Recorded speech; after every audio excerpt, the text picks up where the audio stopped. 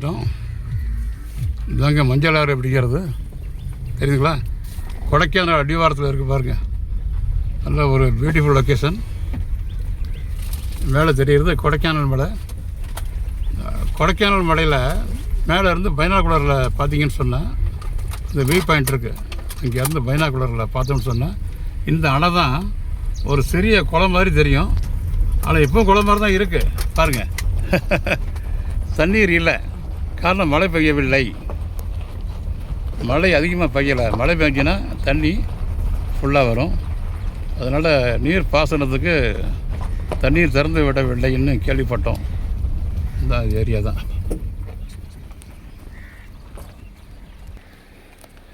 பாருங்கள் மஞ்சள் ஆறு எப்படி இருக்குன்னு பாருங்கள். மழையை பெய்யாத காரணத்தால் தண்ணீர் கொஞ்சமாக தான் இருக்குது. தான் சின்ன அணை தாங்க. அதாவது இந்த ஏரியா மக்களுக்கு வத்தலகுண்டு, பெரியகுளம், இந்த ஏரியா இதில் உள்ள லேண்டுகளுக்கு, நிலங்களுக்கு நீர்ப்பாசன வசதிக்காக முன்னாள் முதலமைச்சர் பெருந்தலைவர் காமராஜர் கட்டிய அணை தான் இது. வைகை அணை கட்டி முடித்த உடனே இந்த அணையை கட்டினாங்க. ஆமாம். ஆனால் தண்ணி அங்கங்கே திட்டுத்திட்டாக கொஞ்சம் இருக்குது. யாரும் உள்ளே இறங்கிடக்கூடாது. புதிய மணல் இருக்குன்னு போட்டிருக்காங்க. ஓகே.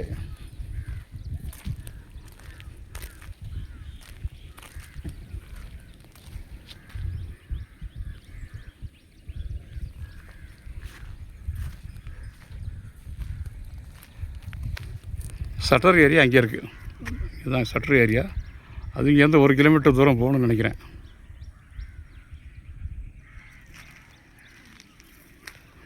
இந்த மலையெல்லாம் பாருங்கள். இதெல்லாம் வெஸ்டர்ன் காட், மேற்கு தொடர்ச்சி மலை. இதுதான் அப்படியே கொடைக்கானல், மூணாறு, அப்படியே கும்பளி வரைக்கும் அப்படியே போகுது. அப்படியே பாருங்கள்.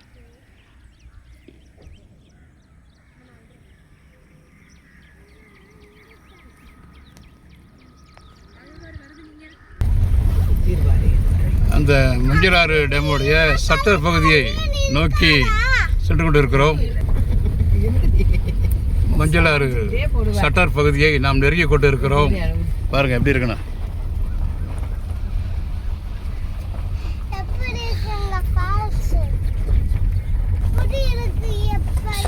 பாருங்கள் சவுண்டு கொடுக்குறான் பாருங்கள் என் பேரன்.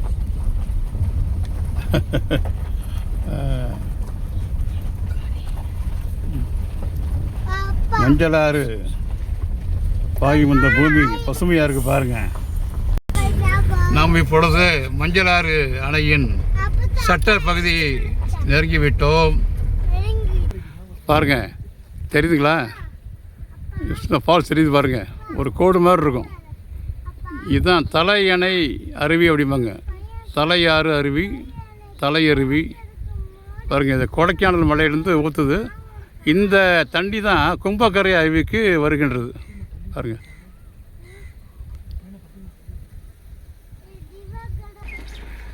இந்த ஷட்டர் பகுதியை வந்தாச்சு.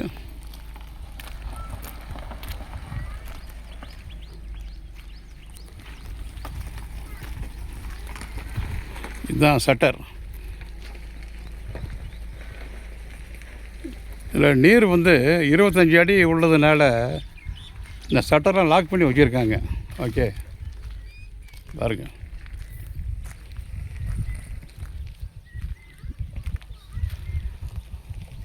ஒரு 45-50 அடி தண்ணி வந்தால் தான் ஷட்டரை திறந்து விட்டு நீர்ப்பாசனத்திற்கு திறந்து விடுவதாக இங்கே இருக்கின்ற பிடபிள்யூடி ஸ்டாஃபெல்லாம் சொன்னாங்க.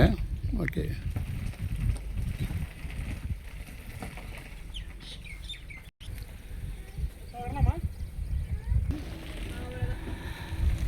இந்த இயற்கை காட்சியெல்லாம் பாருங்கள்.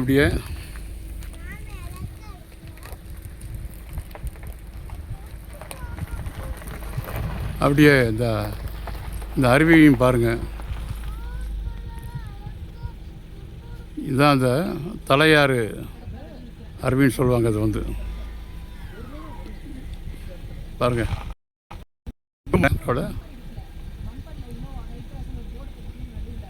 பார்த்தீங்களா, இதுதான் தலையருவி. கொடைக்கானல் மலையில் மழை பெஞ்சினாக்க இதில் வெள்ளம் வந்து நிறையா வரும். இப்போ கொஞ்சம் கொஞ்சம் கம்மியாக தான் போயிட்டுருக்கு தண்ணீர் வந்து. ஓகே, இருந்த போதும் தண்ணி லைட்டாக திறந்து விட்டுருக்காங்க. இந்த பாருங்கள், தண்ணி எவ்வளோ ஃபாஸ்ட்டாக போயிட்டுருக்கு பாருங்கள். அதுதான் நீர் பாசனத்துக்காக லைட்டாக திறந்து விட்டுருக்காங்க. இன்னும் ஃபுல்லாக திறந்து விடணுனாக்கா தண்ணி நிறையா வேணும். ஓகே, இறைவனை வேண்டும், நல்ல மழை பெய்ய வேண்டும். இந்த பக்கம் உள்ள எல்லா நிலங்களும் நீர்ப்பாசன வசதி பெற்று வெள்ளாமை செழிக்க வேண்டும் என்று இறைவனை வேண்டுவோம்.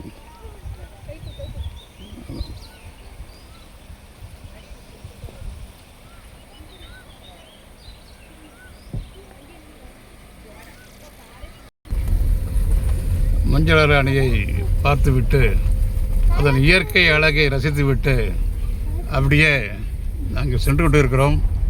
சைடில் பார்த்தீங்கன்னு சொன்னால் இந்த ஃபிஷரிஸ் டிபார்ட்மெண்ட் மூலமாக, அதாவது மீன் வளத்துறை இருக்குல்ல, அவங்க வந்து இந்த குட்டைகள்லாம் அமைச்சு மீன் வளர்க்குறாங்க.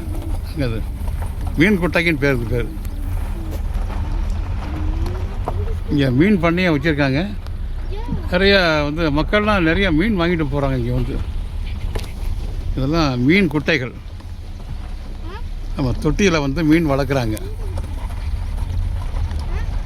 இதுதான் இந்த சீன் பார்த்துக்கிட்டு இருக்கோம் நம்ம.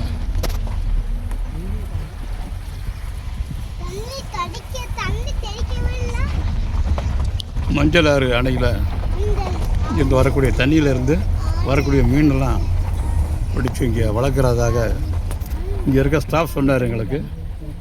பிடபிள்யூடி டிபார்ட்மெண்ட்டு இருக்குது, ஃபிஷரிஸ் டிபார்ட்மெண்ட்டு இங்கே இருக்குது. ஓகே, பாருங்கள், இந்த வலையெல்லாம் எதுக்கு போட்டிருக்காங்க கேட்டாக்கா, அந்த குளத்து மீன் குட்டை மேலே வலை போட்டிருக்காங்கனாக்கா மேலே உட்காரக்கூடாது, இல்லை காக்கா எல்லாம் உட்காரக்கூடாது அப்படிங்கிறதுக்காக போட்டிருக்காங்க அப்படின்னு நினைக்கிறேன் நான். பாருங்கள், மீன் குட்டைகள்லாம் பாருங்கள். அந்த நீர் மீன் சாப்பிடுது பாருங்க. அங்கே பாருங்க, இந்த பாருங்க, ஒரு கொக்கு வந்து கொக்கு மீனை திங்குமா அப்படிங்கிற பாட்டு உங்களுக்கு ஞாபகத்துக்கு வரும்னு நினைக்கிறேன். கொக்கு நிச்சயம் மீனை திங்கும்.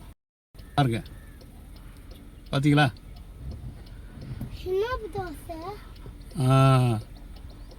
அந்த கொக்கா அது நீர் பறவைன்னு ஒரு டவுட்டாக இருக்குது எனக்கு. அழகாக சாப்பிட்ருச்சுன்னு நினைக்கிறேன். ஓகே,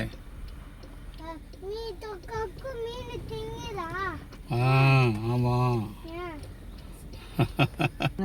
அதாங்க இந்த மீன் குட்டை மேலே வலை போட்டிருக்காங்கனாக்கா மேலே காக்கா கொக்கு பறவைகள்லாம் வந்து மீனை கொத்திட்டு போயிடக்கூடாது அப்படிங்கிற காரணத்துக்காக இந்த மீன் வளர்க்கின்ற குட்டை இதுதாங்க. அது தெரிஞ்சுங்க.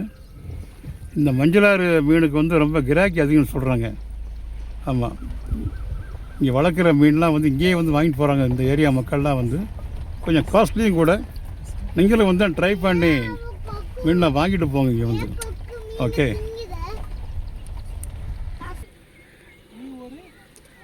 பாருங்கள், மஞ்சளாறில்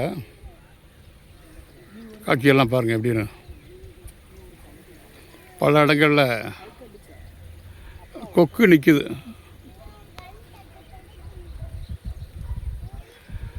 கொக்கு பார்த்த உடனே எனக்கு ஒரு பழமொழி ஞாபகத்துக்கு வருது. ஓடும் மீன் ஓட ஒரு மீன் வரும் அளவும் காத்து இருக்குமாம் கொக்கு அப்படிங்கிறாங்கள்ல. அது மாதிரி தான் பெரிய மீன் வர்ற வரைக்கும் அமைதியாக நிற்குமா கொக்கு. பெரிய மீன் வந்தவுடனே டக்குன்னு பிடிச்சி போயிடுமா. அதுதான். ஓகே, டேம்லேருந்து வந்தாச்சு. இங்கே தான் நீர்வளத்துறையோட உதவி பொறியாளர் அலுவலகம் இருக்குது. மஞ்சளாறு அணையில் வந்து எல்லாம் மெயின்டைன் பண்ணுறாங்க, பரவாயில்ல. மேலும் இங்கே ஒரு எச்சரிக்கை பலகை வச்சுருக்காங்க பாருங்கள். எல்லோரும் அவசியம் படித்து பார்த்து தெரிஞ்சுக்கணும்.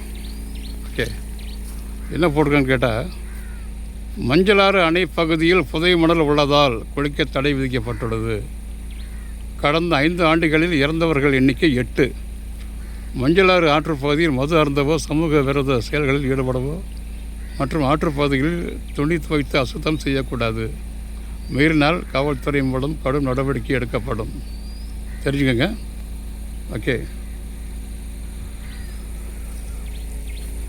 உள்ளபடியே எங்களுக்கு இன்று நல்லதொரு காட்சிகள்லாம் கிடச்சிது மஞ்சளாறு அணையில் வந்து. நீங்கள் இந்த பக்கம் வந்தீங்கன்னாக்க, அதாவது வத்தலகுண்டு டு பெரியகுளம் ரோட்டில் வந்தீங்கன்னாக்க சும்மா ஒரு 4 கிலோமீட்டர் உள்ளே வந்தால் போதும். தேவதானாப்பட்டிக்கு முன்னால் நல்ல சீன்லாம் பார்த்துட்டு என்ஜாய் பண்ணிட்டு போகலாம். நன்றி. மீண்டும் அடுத்த வீடியோவில் சந்திப்போம்.